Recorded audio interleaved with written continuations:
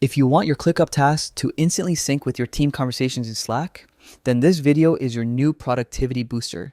Today, I'm going to show you exactly how to integrate ClickUp with Slack, step by step, so you can streamline your workflow, cut down unnecessary switching between apps, and keep your entire team perfectly aligned.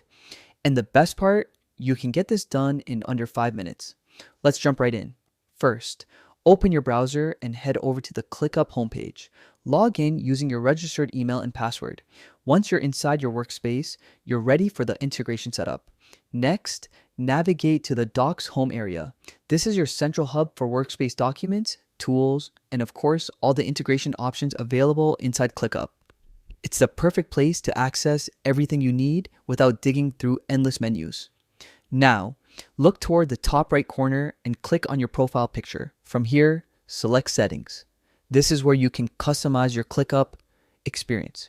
Everything from workspace preferences to notifications, and most importantly, your third-party integrations. Inside Settings, you'll find the App Center. Think of this as ClickUp's control room for managing all external apps. Whether you want to connect communication tools, automation apps, or storage platforms, everything lives here. Inside the App Center, scroll until you find Slack in the list of available apps. Click on Connect, and you'll be redirected to authorize the integration. Make sure you're logged into the correct Slack workspace and that you have admin permissions. Otherwise, the connection won't go through.